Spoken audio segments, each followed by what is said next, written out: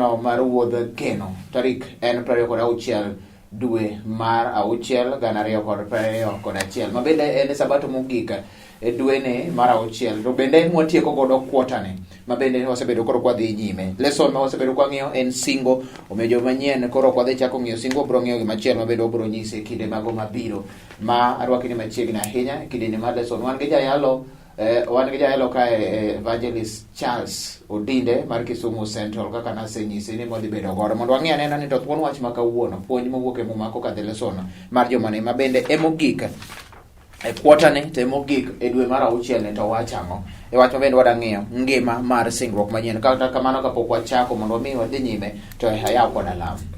Wuon Michael malo doko ni erokamano ahinya imiyo wakinde mondo mi wachak waland wachni kae. Wakwaro mari malero bed kodwa mondo nyithinde oyud wachni kendo kel lokruok e kit ngimagi nikech wasayi Yesu Kristo ma jawaro. Amen. Amen. Happy Sabbath yalo. Happy day. Happy day. Yeah, happy Sabbath and good news. Nyasaye omiyo odiochieng' machielo sabato mogik kwota watieko. Ka wadang'iyo wach mar ngima mar singruok manyien. Yes. Bang' ka joma mokadho ni wang'iyo yie mar singruok nopuonjore gik mathoth ahinya. Nopuonjore gik mamit ahinya. Wan gi jayalo Dickson odiwuon. Kendo kawuono wadang'iyo ngima mar singruok manyien. Amen. Wach wich momiwa ka kuwuok e buk mar Johana 10:10 ma bende omiwa kanyo ni anto asebiro ni mondo ji oyud ngima kendo bed mangima moromo chutho. Johana 10:10 tinyisowa kanyo, jandiko nyisowa kanyo ni kwotani wasebedo ka wapuonjore kuom singruok ma ka okete yo mayot ahinya. En kaka Nyasaye wacho ni mae kaka abiro waro i kuom richo. Kata doko ni gima wayudo mano mogik chuth e singo mar singruok en ngima mochwere piny manyien. Ok onego warite eka wayud ber mar singruok ma kawuono. Nyasaye orito ngimawa, odwaro nwa maber ngimawa masani. Singruok ok en winjruok moro ma itimo gi macha eka bang' ndalo malach to iyudo mich gichiwo gin gweth ma jogo manigi yie kendo donjo e tudruok mar singruok yudo kae kendo sani. Jalo mane wach mana ka somo bathe mane ndiko ma bende miwa kawuono. Ngima mar singruok ma bende koro tieko godo kwotane jalo. Kwotane wasebedo koyo kuom singo yes. Kendo wuoyi singo mokwongo kande kaka Nyasaye ne singore gi joge. Ndalo mokadho Noah, Abraham, Israel, ndalo mang'eny. Kae to koro singo chako chopo kuomwa. Koro kawuono to ndiko wuoyi kuom singruok modhi yudo en mar ngima. Tiende ni gimoro mochano ka kotra rumo en dhi e ngima. Jomong'eyo history mar Bible wuoyo kuom chakruok ma en chwech kae to rumo kuom warruok kae to ngima manyien. Koro weche adek nigi teko. Kisomo wachno chakre chien to wacho ni Jakobo biro mana ni mondo kwel kendo neki. To an asebiro ni mondo yud ngima kendo bed ngima moromo. Bende Yesu pogo ji mware, en jokwen kobiro odwa neko kendo do kwelo kae to biro ketho. To Yesu kobiro to singo no ngima mochwere manyaka chien. Jawinjo gi janeno en ni polo chano weche mabeyo ne jok moyie. Jok manyonyuol kae to war to singne ne gi kamla ka Yesu wacho no odhi kendo duogo omowa mondo kumentie on bende wabedi. Koro kufupi ngima mar singruok manyien en wuoyo kuom gima kiny wadhi medo nene jumane mangima to moloyo wan gi geno ni manyien en ngima mochwere maber moloyo kuma siaye. Mana wacho bende wadeng'eyo kendo wach ni weche mantie jomane mana kaka jalo osewach moko bende nang'o momiyo nego wabed mamor. No duoko ma bende wadhi yudo. To emise mage ma wanyalo yudo e gwethno tang'o mantiere singruok manyalo golwa e richo. Bedo gi chuny manyien to tiende en ang'o. Mana wacho bende koro wadeng'eyo chak tich gima bende ne wachne thuon wacho bende miwa kanyo ni mor. Mor. Wandikonu gigi duto Johana mokwongo 1:4. Wandikonu gigi mondo morwa orom chuth. En jalo komi topic kaka mar mor. Kendo iyudo ka kendo idwa ni morno omorwa chuth. Nyiso ni gik moko bende ondiknwa mondo koro morwa chuth. Ang'o ma bende koro kae wada puonjore mor. Jomo dhi e skul matimo theology tie gimoro ni practicum. Imiwe achiel mondo chunge nyime mondo wache gimoro. Koro miyo kondik ni mor kata wemna kamano. Yani yalo beduo. In mokore yare. Koro kaka jayalo. Johana wuoyo kuom wach achiel. Ni ogombo ni mondo mor magen go wan bende wayudi. To moloyo ka wamor to gibedo mamor. Nikech ang'o? Owacho ni en onyiso wa weche manoneno kendo winjo to mulo gi lwete. Emomiyo owacho ni wajohawe wajogo moyie ka ok oneno. Johana achiel kuom jopuonjre Yesu mane Yesu era ahinya joma ng'eny luonge gi jo dho yalo ni the beloved. Gwimne Yesu era ahinya. Kendo ondiko weche madongo kabisa momane. Owacho gik moneno kendo winjo kendo mulo. Koro miyo wacho ni to kutimo kaka watimo no to morwa chopo kare. Tiende ni Yesu ken gi nyathini to timo kaka idwaro ibedo mamor. Ka in gi jaodi timo kaka idwaro bedo mamor. Kendo ka in gi jo winjo gi jo neno mago bro timo kaka Yesu dwaro bedo mamor. Koro Johana bende medo mana teko makisungulo blessed assurance. Owacho ni ka utimo kaka Yesu timono to umiyo wa mor wan bende. Onge gima ber mamoro japuonj ka nyathi sikul otimo kaka odwaro. Nyo duoko nyo tuch iro kai jomoko nyo chikore jopuonjo tingo nyithindo nikech nyithindo timo kaka ne gitimo kaka ne gidwaro. Koro Johana bende wuoyo kamano. Wach mogi ko wacho ni Johana ne achiel kuom jopuonjre 12 mokwongo ne entie kanyo e thuolo mane Kristo chako tije mar higni 3.5 kendo en janeno mag gik miwuoro na Yesu timo. Ne entie nyaka msalaba Gethsemane kanyakla gi kama kit Yesu nolokro miyo en jal manoneno gi wang'e mano miyo obedo gi teko ko owuoyo kuom wach. Kot ka jodhi nitie gino ni witness. Yes. Koro Johana en witness kisungu. Oneno gi wang'e kendo bedo. Jandiko wuoyo kuom kuonde ma Johana wuotho gi Yesu te. Kech ng'at ma Nyasaye Yesu ohero ahinya Johana othoro wuotho kendo oneno gi wang'e. Omiyo kondiko gik to wacho ni johera anyalo bedo mamor ahinya ka utimo kaka wan bende. Tiende mor ma Johana rondo bedego en ni ka joma winjo wa ginenowa otimo kaka gitimo to nyiso ni wan joka Yesu. Kendo Yesu be biro mor ko wacho ni ka ohera unu mag chikena. To hera no kosetimore tich bedo mayot. Ero kamano ahinya nyiso ni mor bende nitiere en gima biro e kinde gimore kata kinde ji moro timore mana kaka imbiri expect kata kaka bende goro ne dwaro to moro bende biro ne yumo moro kendo do ne Joseph joma neno mpira joma ng'eyo God forbid gibedo mamor kabisa neno ka wi gore joma lo gore to joma locho to bedo mamor koro mor no gombo ni gimoro timre kaka ne dwaro ema miyo Johana the beloved owacho ni jora ananeno Yesu gi wang' atiyo kode kendo adak kode gik motimo go bende atimo nikech kuonde manore joma dipuonjre dhi Johana bende dhiye. Koro oneno gigi nyaka msalaba nyaka Gethsemane oneno weche madongo. Koro morne en ni ka ji timo kaka Yesu dwaro. Yesu yawo yo mondo wabed gi tudruok makende gi Ruoth Nyasaye kendo achiel kuom gik ma tudruok ni kelo en mor kaka isewacho. Johana dwaro mondo ging'e ni gima gisepuonjore kuom Yesu en adier. Kendo wach ni nomulo noneno kendo nowinjo weche gidonge nohero gi kendo nochiwo ngimane kokalo kuom mode mane wacho ni wuon ma e polo bende nochiwo ngimane yo machal kamano. Onge bura ng'ato geno kisiwinjo wacho ni onge bura nyiso ni nitie gimoro ma timore lakini koro wacho ni onge bura. Wacho ni mane momiyo koro onge bura kuom jogo man kuom Kristo.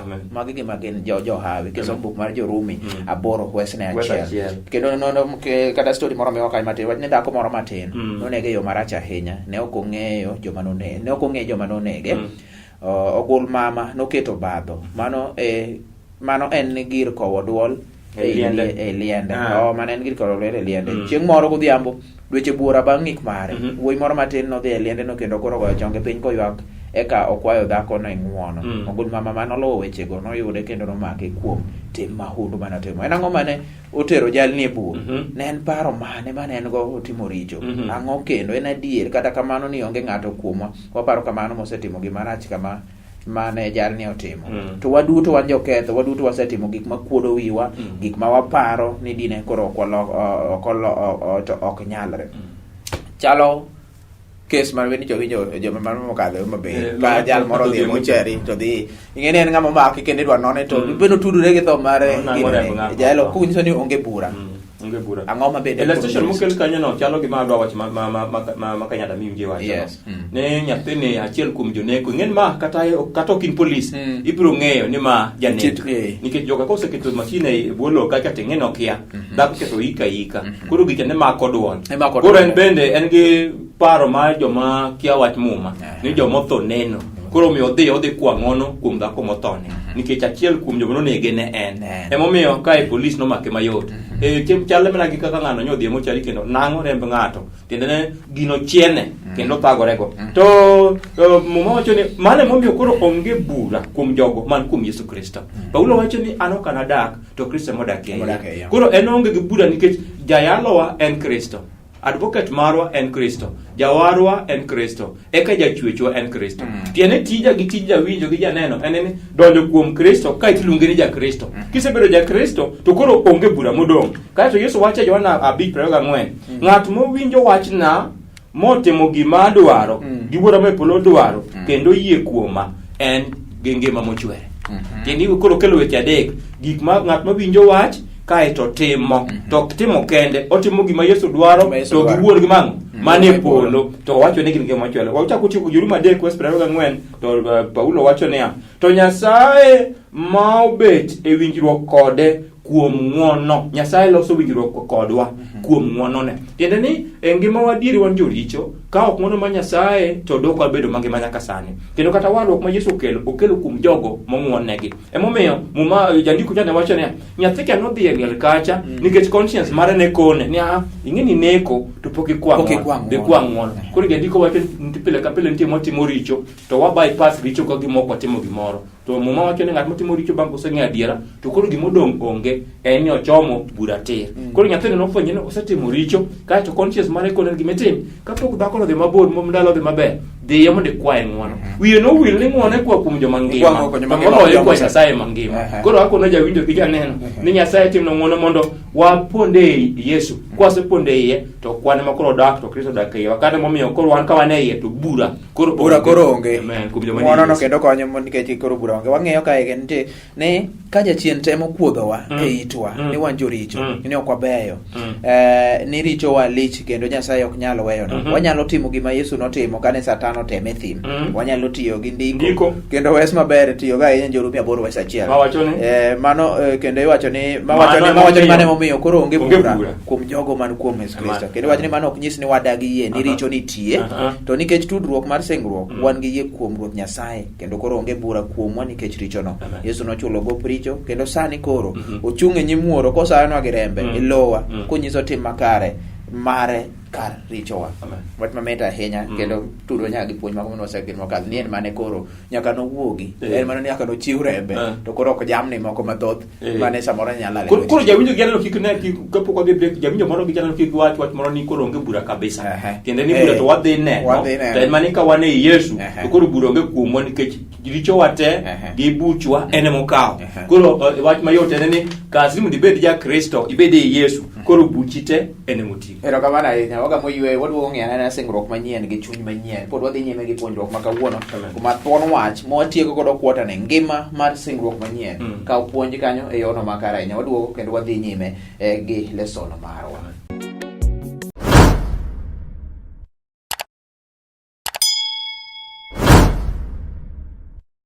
Machiegni ahinya kendo bang' wuok e break kane waseng'iyo onge bura wayudo puonj mamit ahinya kanyo kendo wer mabende yudo mamit from Pipeline Ambassadors wacho ni Mungu mkuu Nyasaye maduong' en ema bende koro ka wageno kuome to wayudo ka bura onge kata e kinde go kwasetimo richo to wakwayo mondo yo makare singruok manyien gi chuny manyien jalo.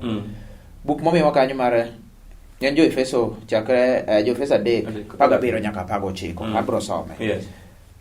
Kendo mondo Kristo olos kar dak ne chunyu kuom yie akwaye bende mondo umoki kendo ugurru e hera mondo un kaachiel gi Nyasaye duto ung'e hera mar Kristo ma lachne gi borne madhi malo kod tutne ok nyal ng'ere. Iwinjo adier akwayo mondo ung'e herane modhiero rieko duto ng'eyo mondo Nyasaye opong' chunyu chuth gi gik moko momiyo ubedo ka en wach mabende ahinya hera mar Nyasaye mabende koro wuoye kanyo jalo koro mae singruok manyien gi chuny manyien.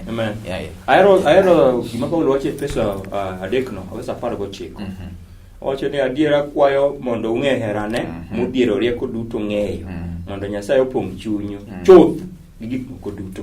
Kaeto hera manyien ni en ni ondike Jeremia 31:31 nwasome ndalo mokadho jandiko chako keleka ni ndalo biro mana tim singruok manyien gi dhood Israel kod dhood Juda ok nochal gimane atimo kod kweregi nikech anaket chikena e parogi kendo e chunygi. Koro ka wan gi chike Nyasaye parowa kendo e chunywa to koro wachako ketho nyime. Emomiyo yie gi jandiko kana wacho chien kocha ni onge bura kuom jogo mane e Kristo Yesu. Kendo ni pache ndikone to gi chikene okete pachwa kaachiel gi chunywa. Koro wachako ketho. Jandiko tieko ni kaka puonjruok mokalo ma kota ni nyiso singruok manyien en mano ma Ruoth Nyasaye ketoe chik e chunywa. Yes. Inde gima de kanyo e jen me bedega chiel nyaka bedega de inde ke chunywa kose de ke chunywa tingo kuma nyien ni wang'eda machiel ni ya wadhi e polo kuma tho onge wadhi e polo kuma chandruok onge ndalo Jeremia Wood Lekia gini kane gindiko ne gin joma nigi chandruok pile kendo history mara wacho ni jogi no thagore malich ndalo moko Jeremia no nyoma e bugo ma otimo mana pi motuo ena chuodho no bede ndalo modhuro nikech wach Nyasaye kendo wi odno malo no thagore kata kamano owacho ni kane chik Nyasaye ni e chunye to gi e pache to ok onyal kethe nyime no wanda history mar jok mokadho go nosiko kuom yieno nikech weche go ndike e chunygi ja winjo gi janeno ka Nyasaye ondiko chike ne e chunywa kendo e pachwa to ok wakethe nyime kae to wapondo kuome to weche bedo mar jandiko chik wacho ni Paulo ndiko ahero Joana mokwonga 4:16 wang'eyo hera mana Nyasaye hero wago kendo wageno kuom hera no kendo mondo Kristo olos kar dak ne e chunywa kuom yie gima miyo Kristo dak e chunywa en kuom yie no wanda kondiko fweny to wacho ni ne achung' e dhoot kendo aduongo ng'at mo owinjo kendo yawna anadonji nadak kode na chiem kode weche te Kristo loso kuom jogo mana moyie ing'eyo gima polo ber na Jesse gi jawinjo gi janeno ni ok chuno mondo tim gima ok odwar to repercussion gima dhi timore bang' ok timo moro ema samoro nyalo dhiri ni karo gino gatim gini police democratic ok chuno amoro kata Kenya ka nitie democracy kidwa dhi e chama ni sawa ok chuni gimiero kae to ababe tini ngamo se kadaiga 18 kata joma batisa mose kadaiga 13 ideno kata batisa kanisa wakai batisa joma dongo ngamo ngipogo ber gango gerach koro Yesu to wacho ni kosendiko weche ge chunywa Mose ketogi e pachwa to koro kwaket Paulo Daudi wacho watachiel amako chike ni e chunya mondo kika kethe nyime utiko ko wacho ni ka wasema ko chike Nyasaye kuom hera ok tekowa nitie moko matek moko nyalo to mana kuom hera ma Nyasaye emiyo ka hera unu mak chike koro element mar hera biro ka ni singruok manyien bedil gi hera nikech wadhi neno hera ma Nyasaye hera wago mo warowa mo wadhi dak kuma enti mano hera mabende wadhi yudo kuro kendo wacho ni gikone to wayudo lokruok e ngima wa wayudo lokruok kendo obedo joma manyien mane gi paro manyien gombo manyien gi yore manyien en kaka wakawo hera mar Nyasaye kuomwa hera no mar loko chunywa kendo ketowa mondo waher ji iwinjo mondo waher ji wan bende samoro mano e gima Paulo wuoyo kuome e migawo machielo thuolo mano wacho ni obiro pong'o chunywa chuth gi gik moko mamiyo wabet kaka en puonj mamit ahinya kendo wayudo ni kare hera bende en gima duong' kante wer ma wacho ni hera ne oloyo lep wacho e gima duong' ochoko ngima to wacho ni weche te e summary okete e weche abacha dikende achiel her wadu ka kiri wuon Nyasachi gikit hera e mochno chope koro hera na meme Nyasaye kosewarowa titerowa e polo mondo wane hera ne manosingo ni adhi loso nuka dak ka setieko adugo mondo ahom tiene ni hera no polo chiko manyaka chien koro kare element mar hera nyaka ja Kristo bedgo eka chik bedo mayot eka bede bo Yesu bende bedo mayot to magi ko pode botipone to ok thagwe nikech kito wuon kudwa nyal giteko mar pole manyalo bene chik maduong' kata kan wadongo to mane ipuonjo ni man chik maduong' ni hera no e chik maduong' the greatest commandment nikech kiyero ng'ato onge gimoro amora ibiro timo marach ok ibinego ng'ato ok ibitimo ang'o en summarize gimoro amora singruok manyien gi ngima mochwere e buk mar Johana 11:25 wacho ni Yesu nowacho ne niya an e chier kendo an e ngima ng'ata moyie kuoma nodog mangima kata obedo ni nosetho jal ma koro ang'o ma bende wachne koro mulonwa kotene gi thuon wachni ma ing'ene wuoyo kuom Lazaro Yesu chopo gwenge Lazaro ndalo 4 osekadho report onyo osekelne noratego siepi tuo to wacho ne tuo momako Lazaro ok en mar tho kae to kapodi to wach biro vividly no sote mango osetho kae to koko Yesu chakwa kendo wadhi uru dala gi Lazaro koro to genjo punjere moro ka to wadhi to ngacho osetho to wacho ne dhi mundo dhete ko mar polo ko chopera ngach kata nyamin Lazaro goro mono kon atako di bedka doko tema doko tho to Yesu ko ne dwa ng'e ni an e chier an e ngima mondo ing'e ni ng'ama chung kane e chier bende ngima to penjogi uike kanye to ginyisi kapo gichopo gacha kendo nyako cha complain ruoth mi wacho no koro dum nikech ndala 4 body anatomy mar dhano dum ndala 4 to ng'amo seiki to Yesu kode donga kono ka ungi yie to bo neno madongo ma Nyasaye chano ma ok ung'eyo kae to gielo kidi ding'en gielo kidi ka chunygi ok ber. Chalo kaka ng'e joma chon ne iketo kidi ewi yien. To wan ting'e ni waolo lo. Koro wachi ni koro lo gol te kum Lazaro. Koro ji dwa koro dwa wuok. Koro joma ng'eny bende gino chako thingo. Yesu luongo Lazaro matek, wuogi. Kae to ka Lazaro chungo to kono gini goluru gik mutwego chon ne iko gi lewni ram. Kae to bedo kod. Koro Yesu nowacho ni an e chier kende ngima. Ng'ata moyie kuoma nodok mangima kata bedo tema. Kata setho. Ing'eni Yesu wuoyo kuom chier mar ariyo. Kendo ni sani ng'ama ngima kotho to yweyo gima Nyasaye kawo kuom ng'at motho en much ngima. Mumba wacho ni kosechwe dhano madamo nindo piny, nyaka Nyasaye nokudho much ngima e ume eko bedo dhano. Tiende ng'ato nyalo bedo mangima an dhano te to tho. Joma ng'eny biro yie koda, inyuolo nyathi en nyathi ma dende te nitie. To ko yue nikech much ngima otimo. Much ngima onge chana yiko yo kano kona apenjo gini. Mama mwa yiko ni pa nango marach kuom, ango ma onge kuom. Nikech lwetene nitie, tiende nitie gimoro ma nitie kuom. Gima onge go achiel ne muchango. Much ngima ma polo kawo kende. Koro owacho ni ko wasetho to ko wana e Kristo to wangima nikech obiro chier. Koro wuoyo kuom chier mar ariyo. Ratego jawinjo gi janeno wadwa medore teko ne Yesu duogo mondo chier jogo mosetho to moloyo jogo momiyo muya ni mondo bed jo Kristo kuom warruok. Wach mogiko fwenyo ariyo sachiel wacho ni ang'eyo timbe nigi tich ni matek kod kinda misetimo kendo ang'eyo bende ni in ok inyal yie gi joricho. Bende isetemo joma luongore ni joote to gin joote. Opako Johana okel wach mar wes ma joma nyalo timo go sani giketo barometer lwetgi. Inyalo pini marach to maber. To wacho niya in ng'ama ber nikech joricho go ok idwar. Tiende ni tija Kristo en siemo ne ng'ato richo. Kisomo Ezekiel to wacho wuod dhano aketi kaka watchman. Ka wach ng'ato dhi marach kwere ko tho kisekwere tionge gi wache gi rembe. To kapod ikwere to otamore to motho to gino nie wiye. Koro jahera tijwa kaka jo Kristo gi joneno en ni wachiko ji kuom Kristo to moloyo kwa pondo kuom Kristo to nyalore. Emomiyo nitie geno bende Jese mayudo kanyo tok liel. Ka wasetho to wabiro chier ka Yesu biro mar ariyo. Koro wajiwre jomoko nitie masani yiko korona bero kala ke tieko ji to wan gi geno ni nitie geno tok liel. Wacho ka ni adier ni ji duto te biro tho. To kaluwore gi Yesu tho masani en mana nendo wang' matin ne jogo mogeno kuome kendo biro rumo ka gichier e ngima. Nyiso ni ka wan gi yie to biro chier. Kendo Ellen G. White bende nowacho kanyo buk mar Desire of Ages. Wacho ni Kristo nodoko ringruok machal gi marwa mondo mi wabed gi chuny achiel kode. Mane gimomiyo wabiro chier ka wawuok e liel. Ok mana ka yo ma Kristo nyiso teko ne to nikech kokalo kuom yie ngima osedoko ngima. Wach ma bende koro ne tiere kanyo wayudo singruok manyien gi ngima mochwere kendo wayudo puonj mamit ahinya kowuok kanyo from the story mar Lazarus. Singruok manyien gi ote. Mae koro dichieng' mano mogik. Omiyo dhiuru uloko ogendini duto. Jopuonjre ko batiso gi nying Wuoro gi Wuowi Roho Maler kendo kupuonjo gi rito weche duto ma asenyisou. To winjuru an kod ndalo gi duto nyaka giko. Ma en puonj mawuok e Mathayo 28:20 mane Yesu wuoyo gi jopuonjre ne. Koro mano koro kochieng' odok. Konyiso gi ni koro mae ote kata gima duong' ma bende dwa migi. Ote mabiro makore wena jopuonjre ne en mana mae. Yalo wadhi nyime kanyo. Kotieko to koro mae we wach ma Yesu wacho mogik. Kae to dhi. Koro dhiuru amiyo uteko gimotem namba 1 puonj gi uru. Kae to bates gi nying Wuoro gi Wuowi. Kae to wach maber ahinya. Ng'euru nan kod nyaka giko. Ja Kristo gi jayalo ok onyal dhi kumoro ka Yesu kochiko wa. Kae to boko nyal dhi kendwa. Amor gi wach Musa.